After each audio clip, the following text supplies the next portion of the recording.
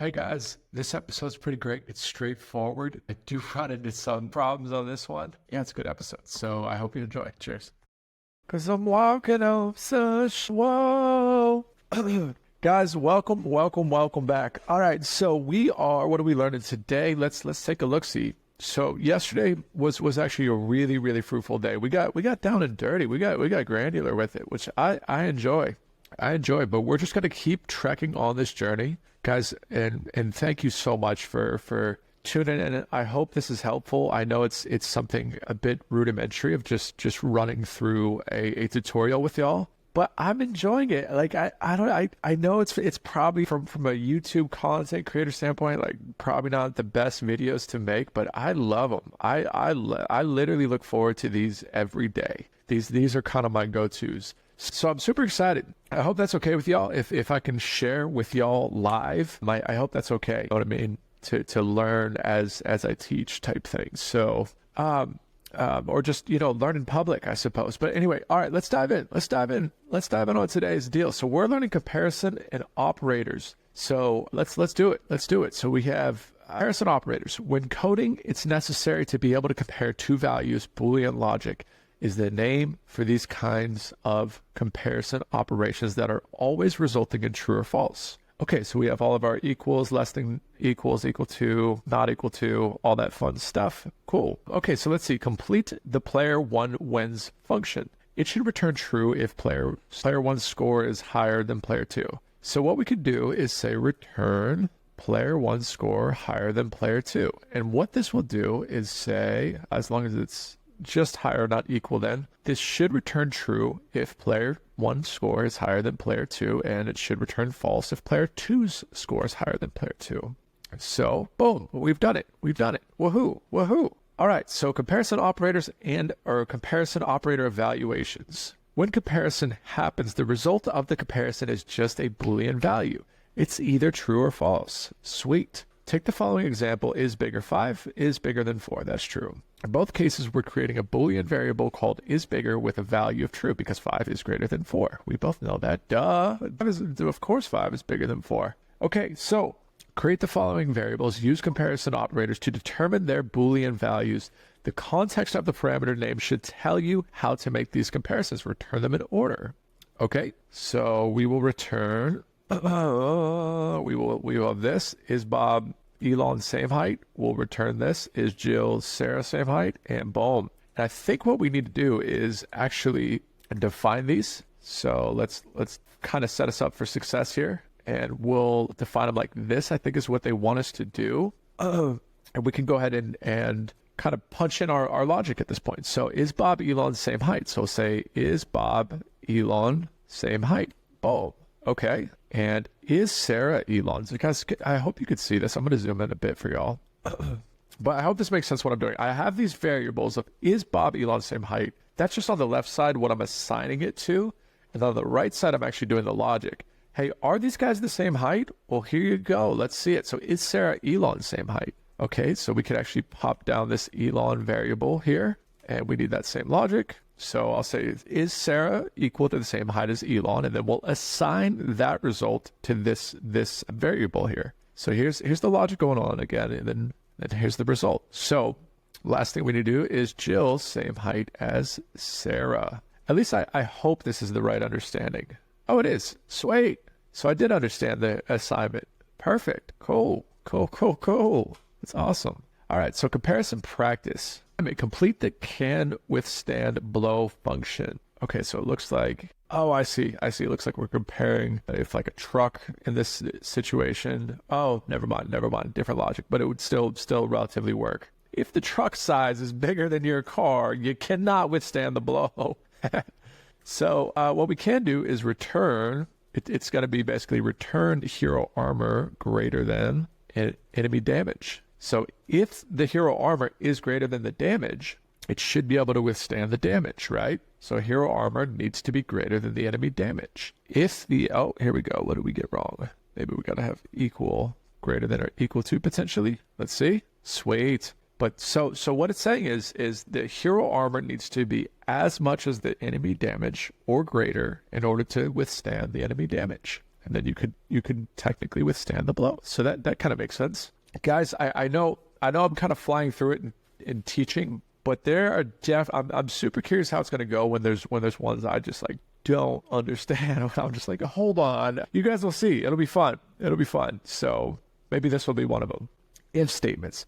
It's often useful to only execute code if a certain condition is met. If condition, do some stuff. For example, if Bob scores bigger than Bill's score, do this. Bob wins the game, else Bill wins the game. Okay, so if Bob scores greater than that, what will be printed is that. Otherwise, this will be printed. So complete the print status function. If player health is 0, print the text dead. Okay, so we could say if player health equals 0, we'll say print dead. I think that's all we needed to do. Afterwards, check print the text status. Okay, so we'll just do the same deal here. Print and pop that in. Let's see what we got, folks. Maybe? Sweet. Cruising right along. Right along. Right along. Right along. That'd be a good lyric for a song. That'd be a great lyric. So it's probably in every country song, actually. Now that I'm thinking about it, it's probably in every single right along in my truck, drinking a beer. So, all right, anyway. If practice, remember you can use the double assignment operator equals to check if two values are equal. For example, is equal 5 equals 5. So that's kind of what we were doing with the just is Elon height the same as Sarah. We were just checking the assigning. We had that variable, and we were just assigning the logic to that variable. So it gets really tricky when you look at it as an equal sign, because you're like, wait, is it an equals?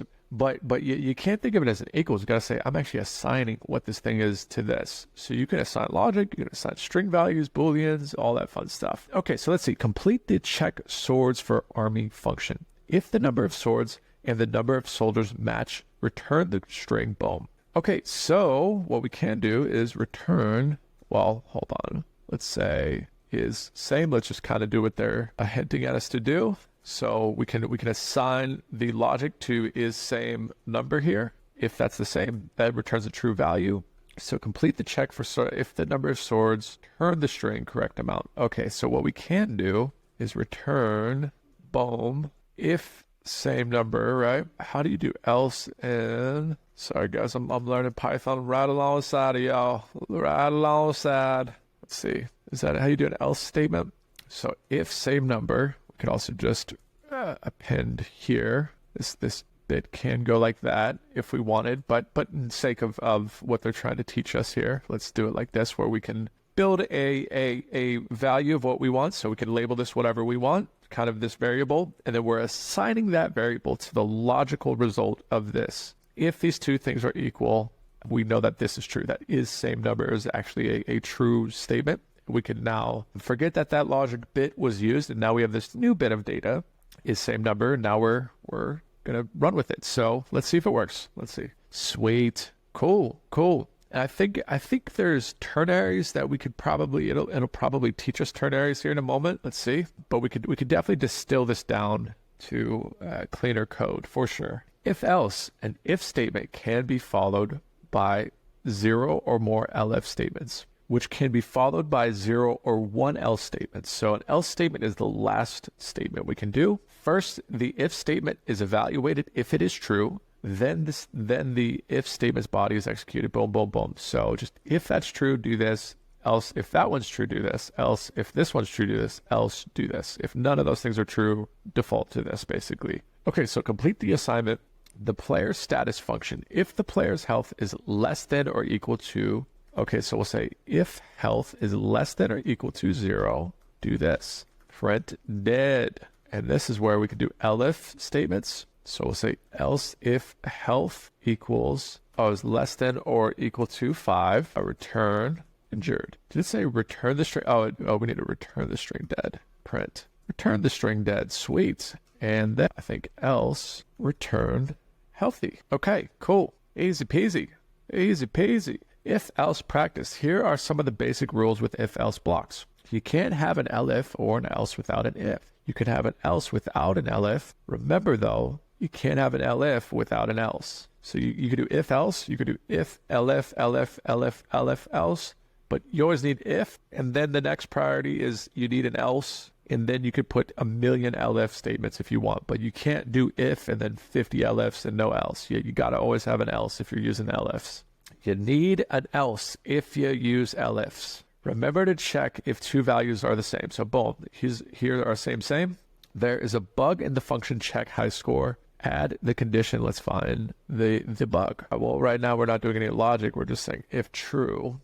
So you are the highest scoring player. Okay, so we'll say if. I will say new high player, or we won't. We'll actually just do the logic real quick. So if current player is greater than the higher scoring player name, you are now the higher scoring player. That, I believe, is the logic. Oh, or equal to, maybe potentially. One pass. We passed one. Sweet. If current player name, is there a score? We need a score. It's not just the player.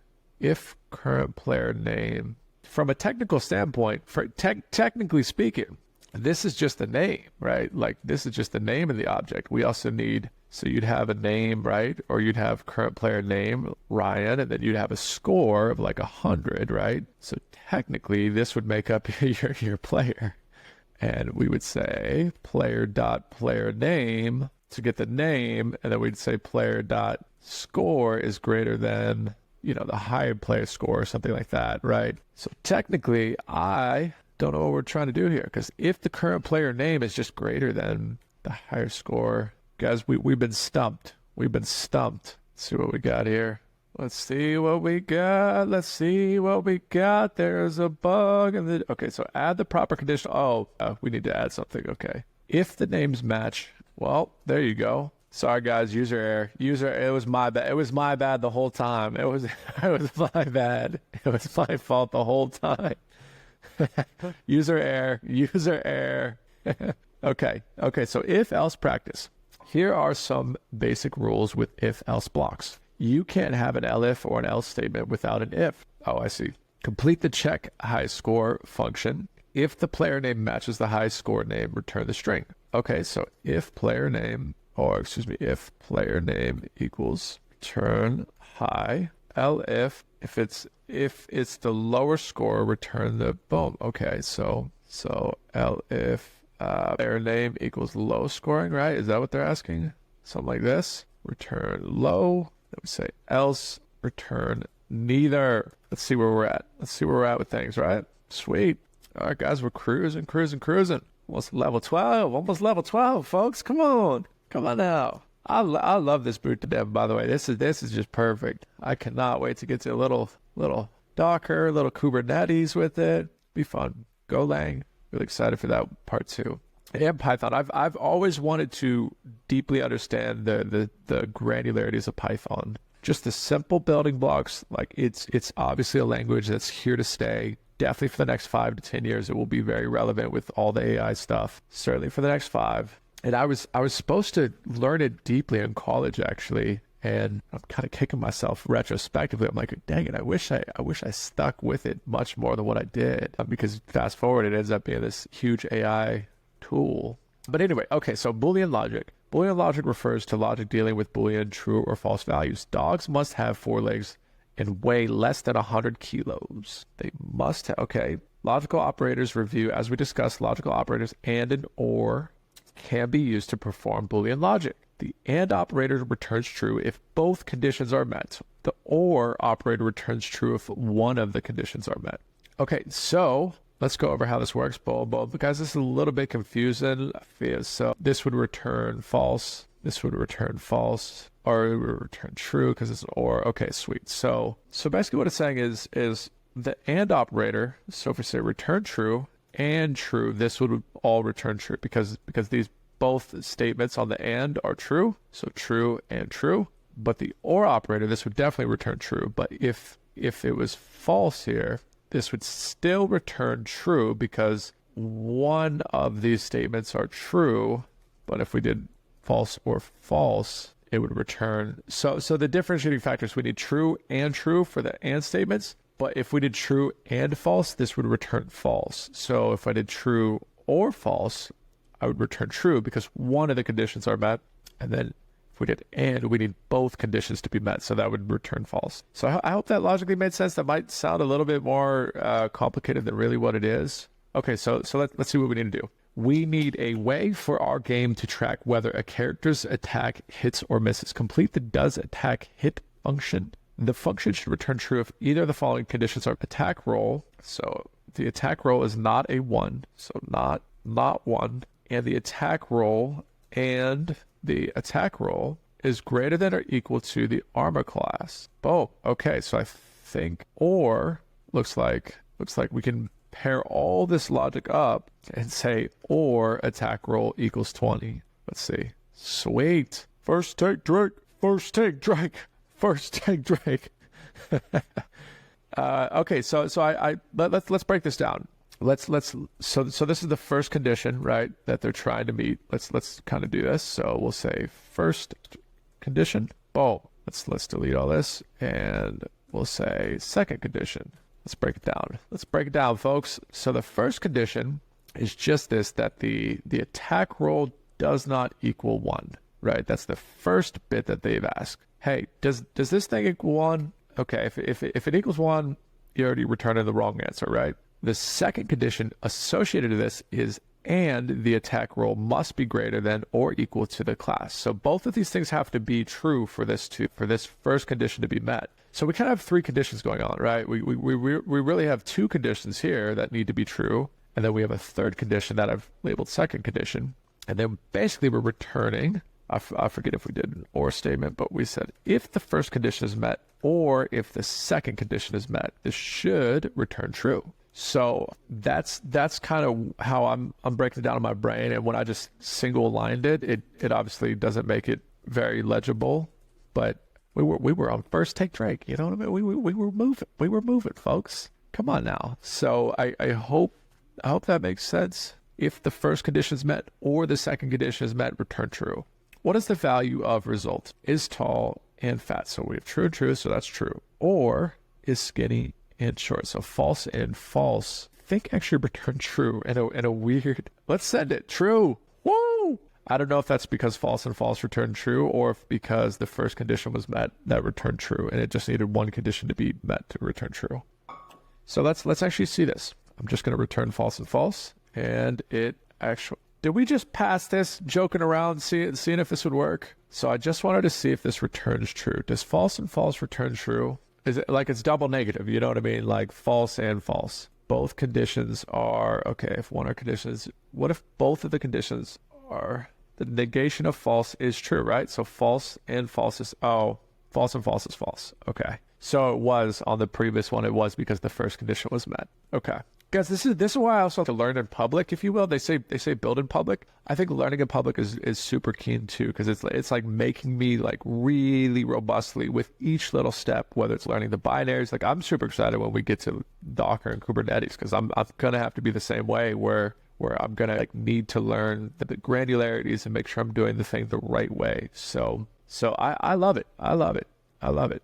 Okay, so should serve drinks assignment. In Fantasy Quest, players can go to town's local pub, drinking virtual beers to refill their stamina. Complete the function that determines if a bartender should serve drinks to a customer. The function should return false for any of these reasons. First condition, if the person is under 21, bartender's on break, the time is before 5 or after 10, both mutually exclusive, or exclusive I should say, only return true if none of these conditions apply. Okay, so tip. If statement don't need comparison. That's if they're a Boolean statement here. Okay, so let's do it. Okay, so first condition, if customer age, right? And we don't have to break them out. We can break them out in the variables we just did. First condition equals customer age needs to be less than 21 or greater than 21, I should say. A second, you could do either or, right? It's just you just have to understand which side of the operator you're on and how you're leveraging the logic. But we can say if customer age is 21, return or greater than 21, return true. If the customer age is, we can kind of keep doing different things here, right? Weird. I just heard my phone connect to the computer. That was weird, a little creepy. But okay, so we just need to understand logically which side of the map we're on. So if on break equals true, which we could just say if on break, and if the time third condition. If the time is less than false, so we need it to be greater than false, or excuse me, greater than 5. So we're going to call that window 5 and 10, and time is less than 10. Both exclusive. I don't know if that means equal to 10 or I will mess with it. We'll mess with it. So first condition, the customer needs to be greater than 21. This actually needs to be false. So if they're on break, meaning they'll serve alcohol or these virtual beers. So all these conditions need to align with what we're doing. So the first one is we're saying what's the person that can drink is they have to be over 21. The bartender cannot be on break, and the time has to be greater than 5 and less than 10. We can also do the inverse if we wanted. We can make these conditions the inverse and say if they're less than 21, but they all have to be aligned. So we can say if they're less than 21, the bartender's on break and the time is outside of this. So that's actually how they described it. I've just transcribed it to the other side. So, but as long as you understand that all the things, I can't have logical things from each side of they're less than 21, but the bartender's on break or not on break. This won't work that way. So what we can do is if or return, right, now all of these things. And I think this will work. So return this, I can condition, and I think this will all work great. Third condition. Let's just see real quick. Third condition, and okay, can't do and. Well, let's see. Oh, I spelled second condition wrong. Whoops. Let's see. Okay, so I think we've passed. Nope, looks like we failed one. Which one did we fail? Might be this. Let's see if it's, yeah, it looks like we just needed to make sure the time was either 5 or 10, not less than 5, or not greater than 5 and not greater than 10. So, or less than, so it could be less than or equal. But basically what we're saying, we could do the opposite as mentioned too. So I want to highlight that. So but they all have to be aligned. So I could say if the customer is less than this, if someone's on break, so I could actually say on true, or I could just say on break would actually work. And time is greater than 5, I think, and less than 10. And now we just have to do the inverse. So we say not, and not. I think, oh, no, okay. There's going to be some weirdness going on here, but let's think about it, because I want to make it work just to prove the logical. There's 50 ways to do this, guys, right? So let's see. But the important part is to run through the mental exercise of like sometimes painting the picture both like why there's a color white and then why there's a color black, like understand the contrast, the left and the right.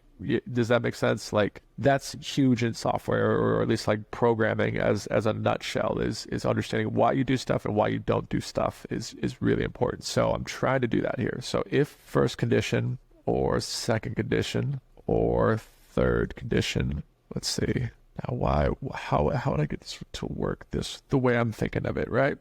So if this turned false, I thought it would work doing not, right? So if customer, hold on guys, I gotta get this now. Because this is gonna bug me all day if I don't. So we know this doesn't work, but why? So if making sure not first condition is false, so maybe it is that, try, boom, and boom. First condition, if customer age is less than 21, return false, right? Or return true. Maybe I'll say not on break, not time. Okay.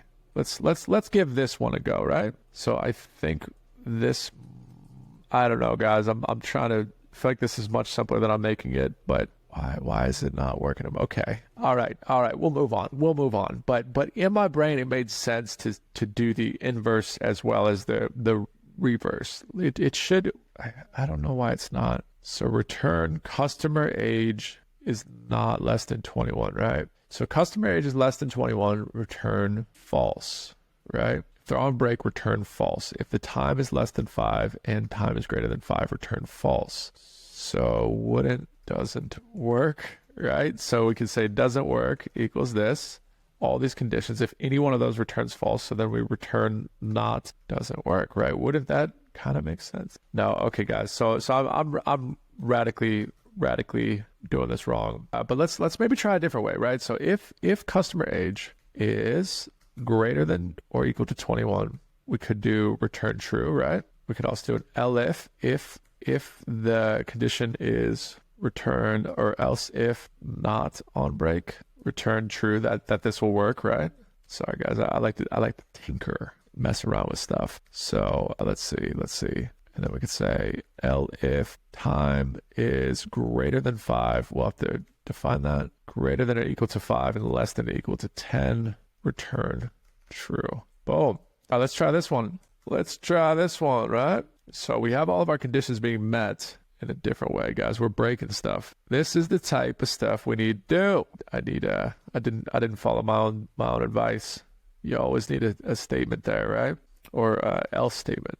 So let's see. Okay, boom. All right, guys. I've completely ran in a circle on all this. I thought logically I was a lot smarter. Turns out that's a lie. So I don't know why my brain's not braining right now, right? But okay, let's get it back to running. All right, where were we at? If customer age is greater than or equal to 21, if on break equals false, and time is greater than or equal to 5 and less than or equal to 10, boom. That should work, right? There we go. All right, we'll just move on, guys. We're a level 12 wizard. We'll just move on with that. All right, sweet. Sorry. But even that's helpful. We learned 4 different ways on how the logic doesn't work. So it's still progressing. It's still moving forward, right? Just in a very frustrating, partly embarrassing way. But no shame here. Parking meter. A parking enforcement officer was assigned to check on some faulty parking meters on Main Street. He determined that the meters were giving tickets to cars whose parking duration had not yet expired. Challenge. The parking agency has tasked you with fixing the code for the meters. Create a check parking meter function. It takes 2 inputs: the parked time, the amount of time that the car has been there; the time purchased, the amount of time the driver purchased on the meter. Okay, cool. If time parked meets or exceeds, so let's just go ahead and start that. So first condition, if time parks meets, so we'll say equals or exceeds greater than time purchased, return the string overtime charge. So we can actually just do a direct if statement, right? Return overtime charged. Spelled that wrong. Else return no charges yet. Cool. All right, what's going on? What's this deal? Oh, oopsie daisy. All right, guys, we're there for it. Boom. And what we can actually do, I think, is a ternary here and say return this. Let's try. Return this and say, well, that's actually JavaScript syntax, but let's get ternaries down real quick. So let me see ternaries in Python. Hold on, folks. Hold on. I need redemption after the embarrassment on the last one. Let's see. So ternary operator in Python. So this is basically causing our where we can basically do a bit of logic and then say return this result or the next one. So let's see how to do it real quick. I think it's very fruitful. If they're going to teach us, we